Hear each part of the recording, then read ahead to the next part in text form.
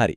අද අපි මේ පැහැදිලි කිරීමෙන් කතා කරන්න යන්නේ නෙට්වර්ක් ලෝකේ තියෙන ගොඩක් වැදගත් ඒ වගේම ඇත්තටම රසවත් මාතෘකාවක් ගැන.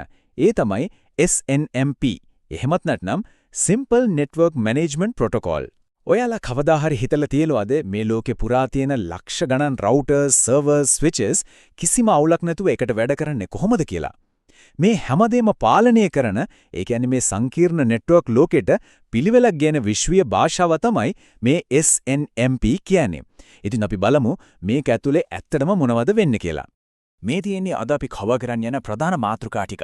නෙට්වර්ක් මැනේජ්මන්ට් වල මූලික කරුණු, SNMP වල ඉතිහාසය, ඒක ඇතුළාන්තයේ එහෙමත් නැත්නම් ඇනටොමි එක කොහොමද මැසේජස් හුවමාරු වෙන්නේ, ඒ වගේම traps, errors සහ මේ තාක්ෂණයේ ඉස්සරහට කොහොමද වෙනස් වුනේ කියන එක ගැන අපි ගැඹුරින් කතා කරනවා. හරි, අපි ඉක්මනටම මාතෘකාවට යමු.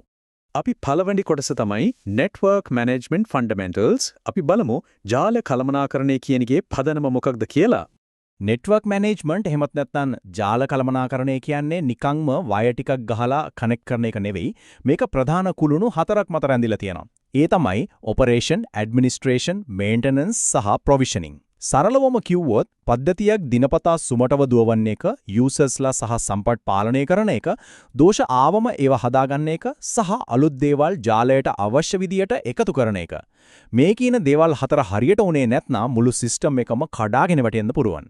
දැන් මේ පේන විදියට අද කාලේ ජාලයක් කියන්නේ එක බිල්ඩින් එකකට සීමා වුණ දෙයක් නෙවෙයිනේ. මේක මුළු ලෝකෙම පුරා පැතිරුණු දැවැන්ත ගෝලීය ජාලයක්. ඉතින් හිතලා බලන්න මේ වගේ ජාලයක් මිනිස්සෙක්ට තනියම මැනේජ් කරන්න පුරුවන්ද? කොහෙත්ම බෑ. අපිට අනිවාර්යයෙන්ම මෘදුකාංග සහාය ඕන වෙනවා. ඒ වගේම network operation centers එහෙමත් නැත්නම් NOCs හරහා මේවා දිවා රෑ ස්වයංක්‍රීයව නිරීක්ෂණය කරන්න වෙනවා. මේ වැඩේ කරන්න වෙනත් tools නැද්ද කියලා ඔයාලට හිතෙන්න පුළුවන්. තියෙනවා.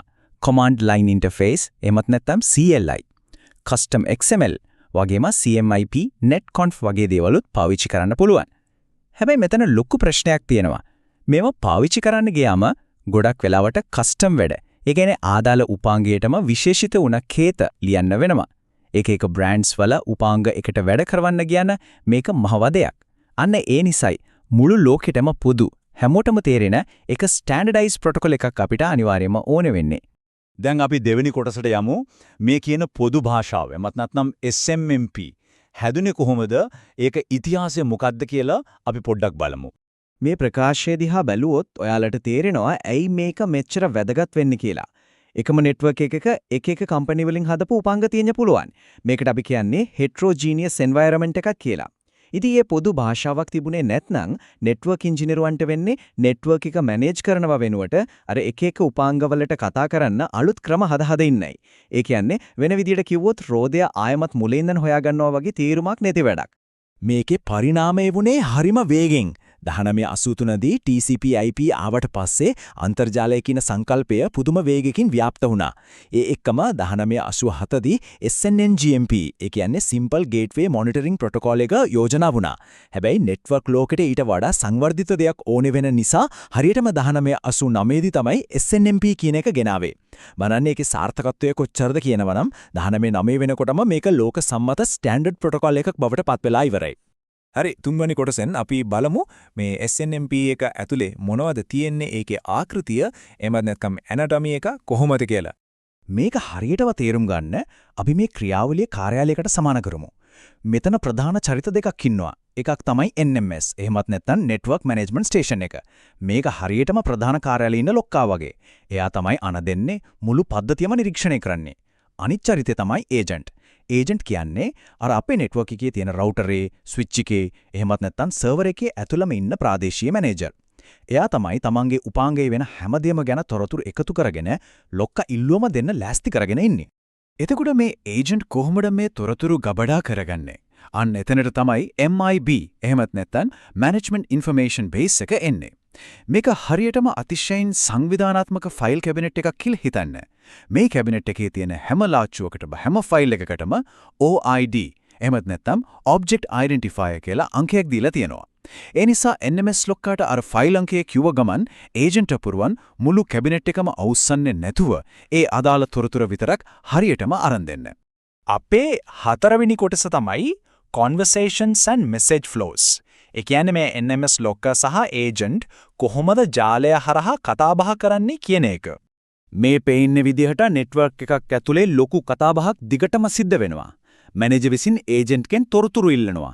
ඒවට අපි රික්වෙස්ට් කියලා කියනවා. ඊට පස්සේ ඒජන්ට් ඒකට පිළිතුරු දෙන රෙස්පොන්ස් එක තියෙනවා. ඒ වගේම තමයි සමහර වෙලාවට ඒජන්ට් සිද්ධ වෙනවා මැනේජර් අහන්නත් කලින් හදිසි පණිවිඩය යවන්න. මේවට අපි ට්‍රැප්ස් කියලා කියනවා. මේ ඇහැට නොපෙනෙන sannivedanaya තමයි අපේ මුළු ජාලයේම සජීවීව සහ සුරක්ෂිතව තියන්නේ. මෙච්චර දේවල් යද්දී මේවා පැටලෙන්නේ නැත්තේ කොහොමද? ඒකට විශේෂිත දොරටු එහෙම නැත්නම් UDP ports පාවිච්චි කරනවා. SNMP මැනේජර් ඉල්ලීම් යවන්නේ port 161 හරහා. ඒ වගේම ඒජන්ට් දැනුම් දීම එහෙම නැත්නම් traps යවන්නේ port 162 හරහා. මේක හරියට දෙගොල්ලන්ට කතා කරන්න වෙන් කරපු විශේෂ දුරකථන ලයින් දෙකක්. එහෙම නැත්නම් extensions දෙකක් වගේ කියලා අපිට සරලවම හිතන්න පුළුවන්. ඉල්ලීමක් යවනකොට ඇත්තටම මොකද වෙන්නේ කියලා අපි පියවරෙන් පියවර බලමු. මුලින්ම තොරතුරු ඉල්ලන්න get request එකක් හරි මොන හරි වෙනසක් කරන්න set request එකක් හරි ඇතුළත් කරලා PDU එකක්. ඒ කියන්නේ protocol data unit එකක් නිර්මාණය කරනවා. ඊට පස්සේ මේක ආරක්ෂාව තහවුරු කරන්න අදාළ security mechanism එකට දාලා අන්තිමට ජාලය හරහා යවන්න පුළුවන් වෙන්න මේක හරියටම format කරලා ජාලයට මුදා හරිනවා. එතකොට ඒජන්ට් කොහොමද අර ආපු ඉල්ලීමට උත්තර දෙන්නේ? ඒකත් බොහොම පිළිවෙලට වෙන වැඩක්. මුලින්ම අර ආපු ඉල්ලීමට අදාළ අංකය, ඒ කියන්නේ request ID එක එකතු කරලා මොන හරි දෝෂයක් තියෙනවද කියන එකක් දාලා response PDU එක හදනවා. ඊට පස්සේ තමන්ගේ අනන්‍යතාවය සහ ආරක්ෂක තොරතුරු ඇතුළත් කරලා වයර් එක දිගේ යවන්න පුළුවන් වෙන්න ඒ මැසේජ් එක serialize කරලා ආපහු මැනේජර්ටම යවනවා. මෙතනදී අපි මතක තියාගන්න ඕන වැදගත්ම දේ තමයි මොන මැසේජ් එක ආවත් පද්ධතියක් එක හැම පිටින්ම බාරගන්නේ නැති එක. උත්තරයක් ආවම මුලින්ම ඒක දිග ඇරලා එහෙමත් නැත්නම් ඩීසීරියලයිස් කරලා බලනවා. ඊට පස්සේ මේක SNMP version එක හරියටම ගැලපෙනවද කියලා verify කරනවා.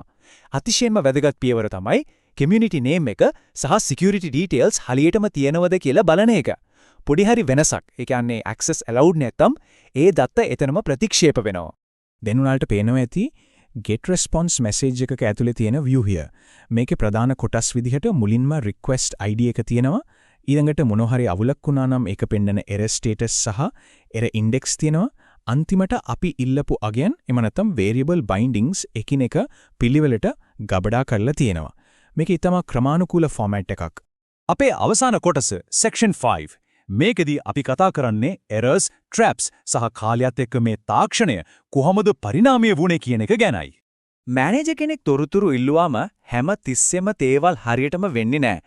ගොඩක් වෙලාවට errors එන්න පුළුවන්. උදාහරණයක් විදිහට bad value කියලා ආවොත් ඒ කියන්නේ දීපු අගේ ගැලපෙන්නේ නැහැ කියන එක. no such name කියන්නේ ඒ ඉල්ලපු දත්තියේ ආදාළ උපාංගයේ නැහැ කියන එක. ඒ වගේම gen error කියන්නේ වෙනත් මොකක් හරි හේතුවක් නිසා තොරතුරු දෙන්න බෑ කියන එක. මේ වගේ වෙලාවට මැනේජර්ට සිද්ධ වෙනවා error එක හදාගෙන ආයෙත් සැරයක් මුලින් ඉඳන් ඉල්ලීම යවන්න. network එකක් manage කරන ප්‍රධාන ක්‍රම දෙකක් තියෙනවා. එකක් තමයි polling. මේක හරියට පන්තිය ගුරුවරයා ළමයිගෙන් එකින් එකාට ප්‍රශ්න අහනවා වගේ මැනේජර් විසින් හැම උපංගයෙන්ම කාලෙන් කාලයට දත්ත ඉල්ලනවා. හැබැයි traps කියන්නේ ඊට වඩා වෙනස් දෙයක්. හිතන්න පන්තියේ මොකක් හරි හදිසි අනතුරක් වුණා කියලා. එතකොට ළමයෙක් එකපාරටම අත උස්සලා ගුරුවරයා අහන්නත් කලින් ඒක කියනවා නේද? අන්න ඒ වගේ උපංගයකට හදිසියක් වුණාම මැනේජර් අහන්න කලින්ම ඒ කියන්නේ unsolicited විදියට යවන පණිවිඩය තමයි trap එකක් කියන්නේ. උපාංගයක් මේ වගේ හදිසි traps යවන්නේ මොන වගේ වෙලාවටද? හිතන්න කවුරු හරි වැරදි password එකක් ගහලා ජාලයට ඇතුල් වෙන්න හැදුවොත් authentication failure කියලා ක්ෂණික trap එකක් එනවා. ඒ වගේම Tamanක සම්බන්ධ වෙලා හිටපු අසල්වැසි router එකක් එකපාරටම down වුණොත් EGRP enable loss කියලා පණිවිඩයක් එනවා. මේකෙන් මැනේජර්ට පුළුවන් ඉක්මනටම අදාළ පියවර අරගෙන ජාලය බේර ගන්න. කාලයත් එක්ක ජාල විශාල වෙද්දී මේ ප්‍රොටෝකෝල් එකත් පරිණාමය වෙන්න පටන් ගත්තා. මුලින්ම ආපු SNMP V1 එකට පස්සේ විශාල දත්ත ප්‍රමාණයක් එකවර ගන්න පුළුවන් get bulk සහ පණිවිඩය ලැබුණා කියලා තවුරු කරන inform වගේ පහසුකම් එක්ක SNMP V2 ආවා. හැබැයි ලොකුම පෙරළිය වුණේ SNMP V3 වලදී.